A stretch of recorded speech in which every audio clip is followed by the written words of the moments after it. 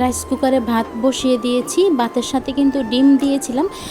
Rice কুকারে তো ডিম সিদ্ধ করা যায়, কিন্তু আলুটা কিন্তু সিদ্ধ করা যায় না, মানে আলুটা সিদ্ধ হয় না, তার জন্য বললাম। আর দেখুন আমি কিন্তু অফ ক্যামেরায় মুরগির মাংস কেটে নিয়েছিলাম।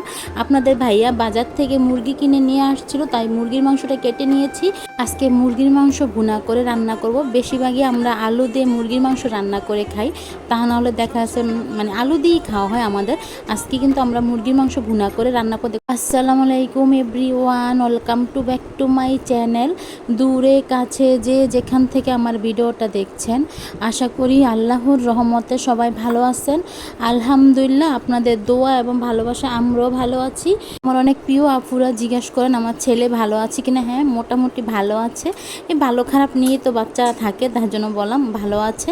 আর প্রতিদিনের মতো আমি আরও একটি ছোট্ট ভিডিও নিয়ে হাজির হলাম। আজকের ভিডিওটা রান্নাঘর থেকেই শুরু করেছি, মানে যতটুকু পারি অতটুকুই আপনাদের সাথে শেয়ার করে। কি করব, ছোট বাচ্চা যেহেতু আছে, এখন কোনো বড় ভিডিও বা অন্য কোনো ভিডিও শেয়ার করতে পারছি না। আমার ছেলে তো ছোট, তার জন্য কিন্তু এখন আর আমি বাহিরে কোথাও যাই না।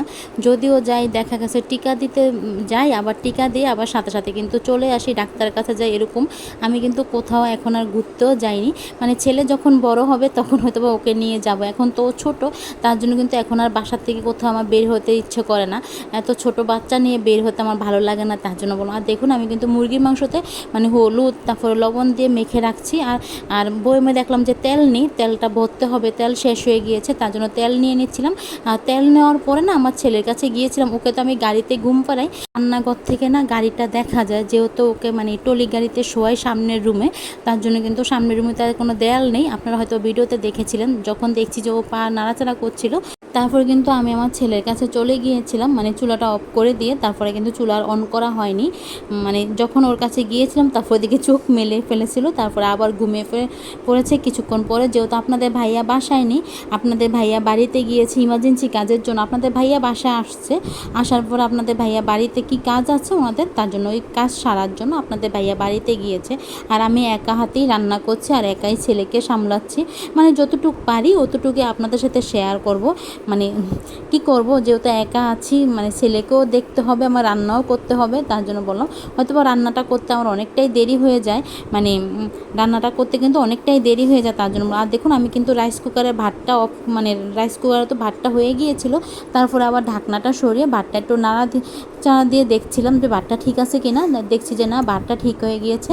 মানে রাইস কুকারে তো রান্না করি, তার জন্য। আমি কিন্তু এর আগে রাইস কুকারে রান্না করিনি, এইবারই কিন্তু রাইস কুকারে রান্না করছি। এই বাসায় আসার পরে কিন্তু রাইস কুকারটা কেনা হয়েছে, এর আগে কিন্তু আমাদের কোনো রাইস কুকার ছিল না। আমি শুধু মানে ভাতের যেরকম মার ফালিয়ে রান্না করা হতো ওরকমভাবেই রান্নাটা করতাম। এখন যেহেতু টোটাল গ্যাসের বাসায় আসছি, তার জন্য কিন্তু এখন কিন্তু রাইস কুকারে রান্নাটা করতে হচ্ছে। আর কি বলবো, আমার ছেলেটা না দিনে মানে ঘুমায় না বললেই চলে। ওকে দেখা গেছে মানে ভালো করে খাইও যদি আমি ঘুম পাড়িয়ে আসি, দেখা গেছে আমি চুলাতে কড়াইটা বসিয়েছি, ও কিন্তু উঠে যায়। যেহেতু আমি 3 চুলায় কিন্তু রান্নাটা করি, আমি কিন্তু গ্যাসের চুলাতে আমি ডাল বসিয়ে দিয়েছি। আজকে আমি ডাল বিরন করব, তার জন্য কিন্তু আমি ডালটা বসিয়ে দিয়েছি গ্যাসের চুলাতে। কিন্তু মানে কি বলবো, মানে রান্না কি করব, দেখা যাচ্ছে চুলা অফ করে বারবার খালি ওর কাছে চলে যেতে হচ্ছে। আর দেখুন কি পরিমাণে বৃষ্টি ধরেছে, বারান্দায় অনেক জামা কাপড় আছে, আমার ছেলের খাতা, তারপরে জামা, তারপরে সব কিছুই আছে। আবার মানে ছাদে কিন্তু মরিচ দেওয়া হয়েছে, মানে আপনাদের ভাইয়া বাসার জন্য মরিচ কিনে নিয়ে আসছিল। মানে আমরা তো বেশিরভাগ মানে লাল মরিচটাই ব্যবহার করি যে কোনো ভর্তা খাওয়ার ক্ষেত্রে।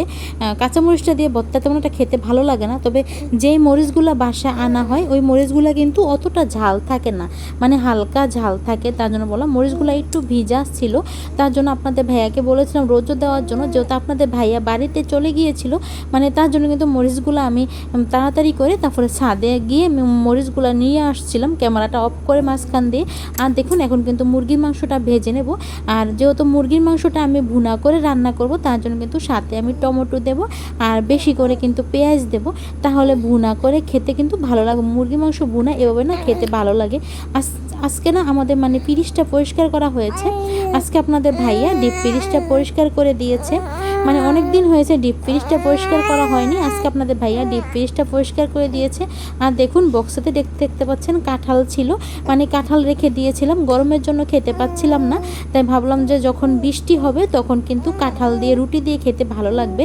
আর দেখুন আমি কিন্তু একবার রান্নাঘরে যাচ্ছি, একবার ছেলের কাছে আসছি, আবার দেখুন লটকনও খেয়ে নিচ্ছিলাম।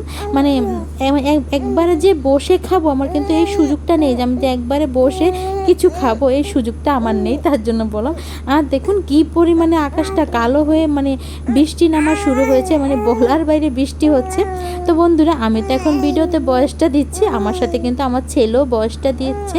আর আমি কিন্তু অফ ক্যামেরায় মুরগির মাংস ভুনা করে নিয়েছিলাম, তখন আর কিন্তু ক্যামেরাটা করা হয়নি, মানে ছেলে এতটা পরিমাণে কান্না করছিল, তার জন্য কিন্তু আমি ক্যামেরা অন করতেই খেয়াল ছিল না আমার, ক্যামেরা অফ করে কিন্তু রান্নাটা করে নিয়েছে। আর দেখুন বাইরে কিন্তু বৃষ্টি শুরু হয়েছে, মানে প্রচুর পরিমাণে বৃষ্টিটা কিন্তু শুরু হয়েছে। তো বন্ধুরা আজকের ভিডিওটা এই পর্যন্তই।